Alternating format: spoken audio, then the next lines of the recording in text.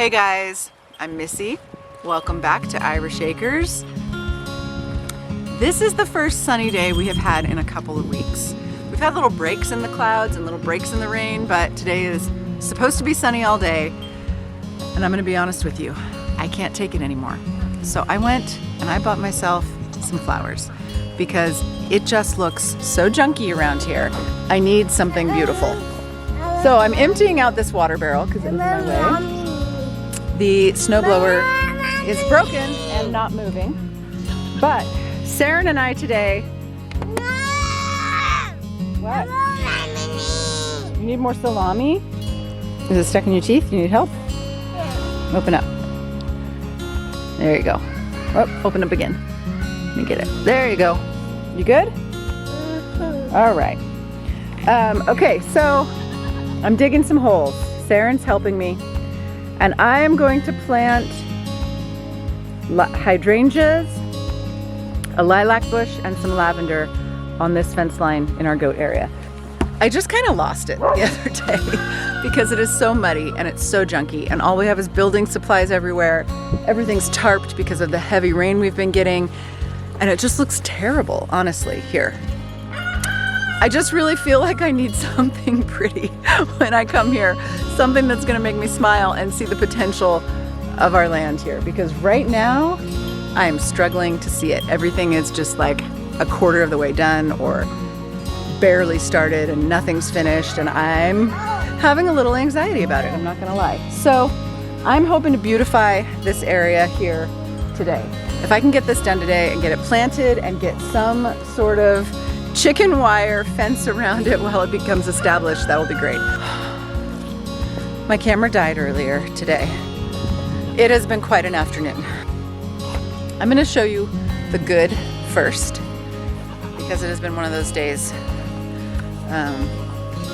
where the not so good has outweighed the good. So here's the good is I did manage to put up some temporary fence, and I got something beautiful planted here. So I have hydrangeas in the ground, which is really exciting. Some gorgeous hydrangeas. I'm hoping they should get eventually like 4 feet, 5 feet tall. And some lavender here and a lilac in the corner.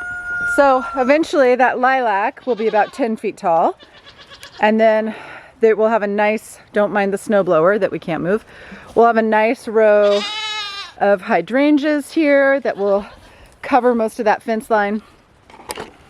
And then once it's all big enough, I will remove the temporary fence. So that was a good thing that happened today. And I worked my tushy off to make it happen. The really awful thing that happened today, we had a pallet leaning against the fence in the goat area, and the goats must have gone crazy, or the puppies or something, and it got knocked over. And in the span of me being gone about a half an hour, when I got back here, one of our little bucklings who just got born was crushed under the pallet and he died. So that has been really sad and emotional. I dug him a grave. So unfortunately you can't really dwell on those kind of things when there's just so much to do and so much to be done, and it was sad. We learned our lesson about pallets around baby goats, and we will never keep pallets that aren't secured to something. I'm gonna hand the camera off to Joe now, and I'm gonna go feed the kids. Here he is. He is getting ready to put the bees into our new horizontal hives. So if you saw our video last year, we tried bees, we did vertical hives. They did not survive. It got too cold. So we have these brand new horizontal hives that are insulated. I think I'll paint these eventually. So Joe is gonna do the thing. This is the bee bus. It has roughly 10,000 bees. It's pretty cool. Apparently you can't get stung through. It's big enough that the stingers won't get you. Not really wanting to test that, but that's the premise. And you can see the cluster of bees. I don't know if you can see that. Yeah, you can. They're all clustered in there. And so what we're gonna do is there's a feeder can here. I'm going to take the feeder can out and begin to pry the side open. I saw a few videos on other people that were using these bee buses, and what I've decided to do is to slowly integrate them into their new home versus the kind of abrupt way that most people do it. So what that means is I'm going to take the feeder can out, let the hive, you know, bump them down and kind of spill them out into the hive, cover it up with the expectation that they will, over the course of the day, make their way over to the frames and make a new home. Where's the queen? The queen is in a queen's cage, and I'll pull that out and show you guys in a bit here.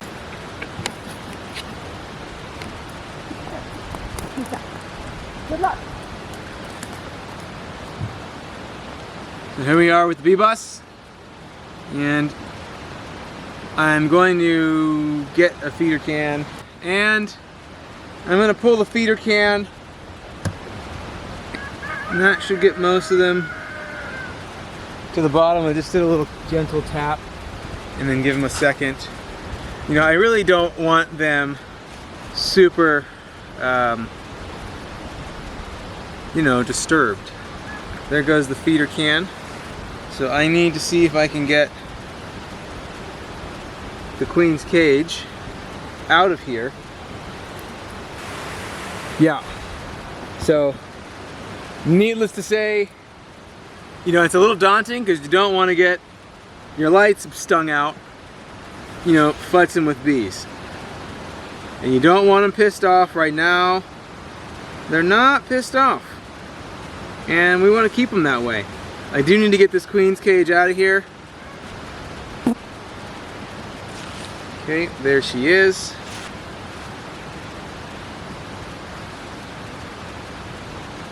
This cage. So I'm going to put her right there. And then, I don't know if you guys can see this. We've got a whole lot of bees here. And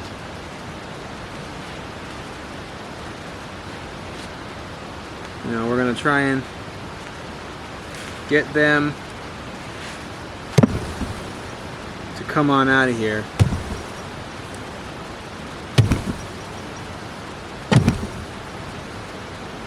Alright. We don't want to crush those ladies either. So now it's getting a little bit dicey.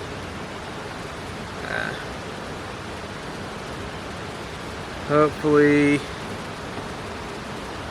give them a minute to get acclimated here. And then I'm going to give it a big tap.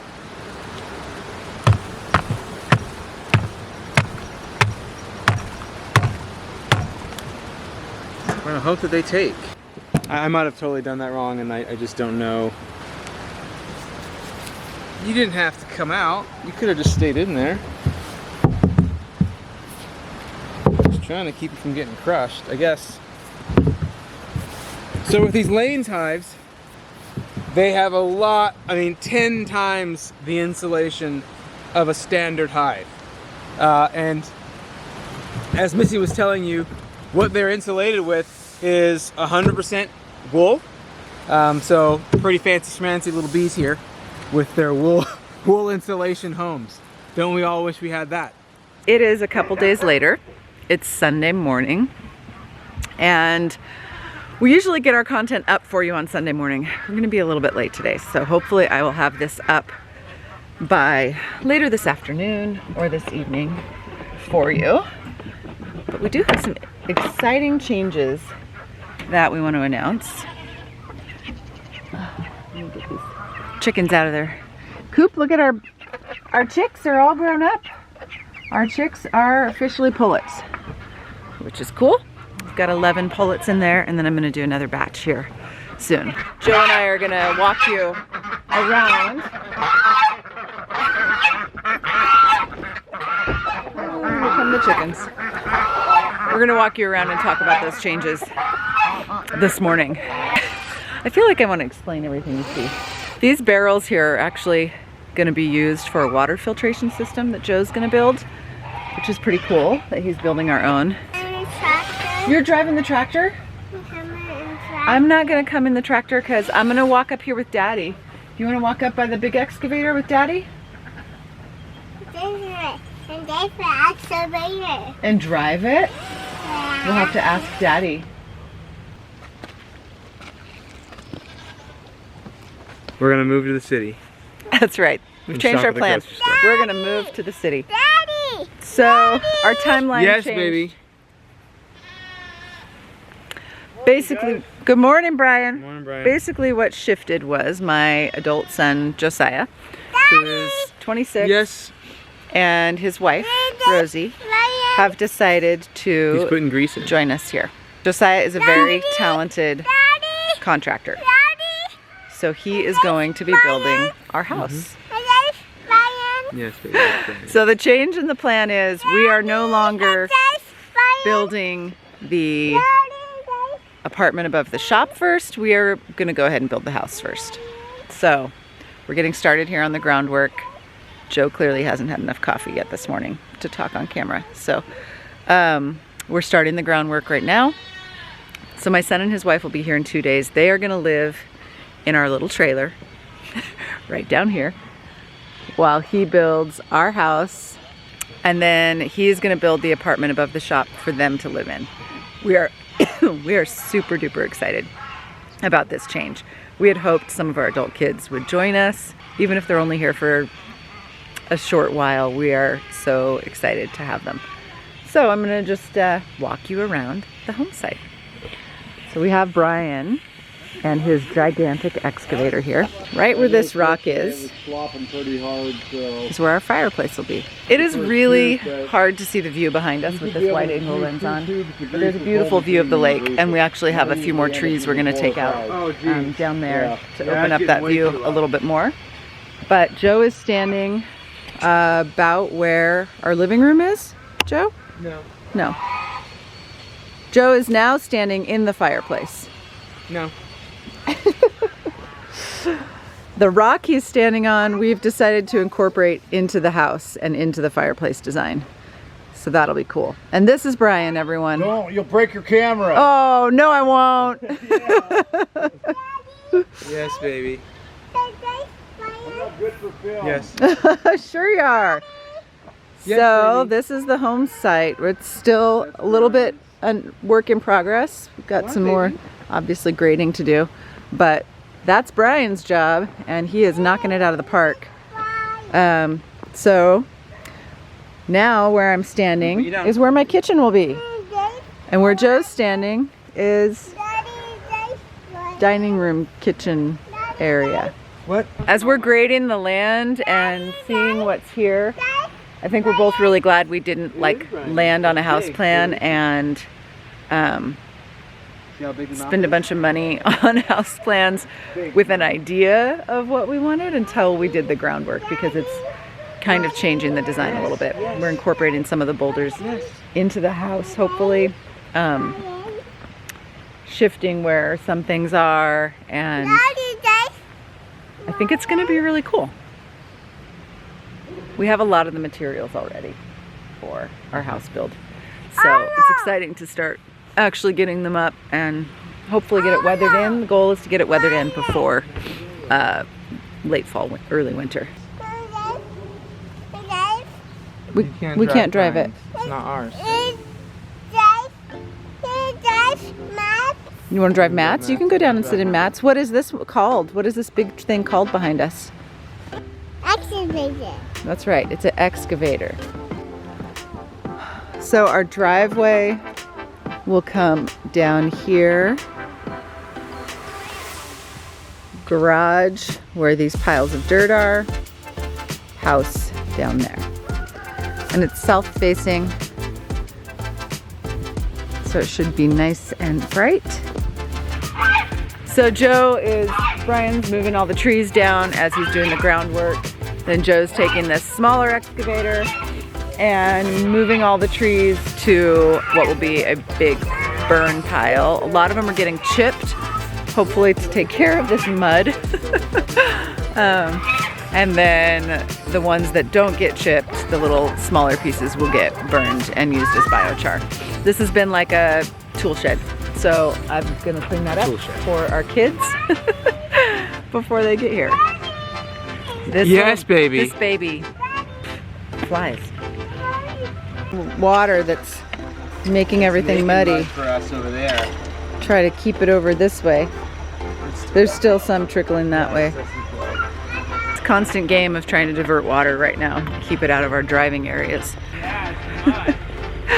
The baby is just being really needy this morning, so it's hard for us to get on camera and even talk about what we're doing because the baby just keeps talking over us. So I'm gonna go ahead and say goodbye, do the rest of the chores that need to be done around here, and go home and edit this video.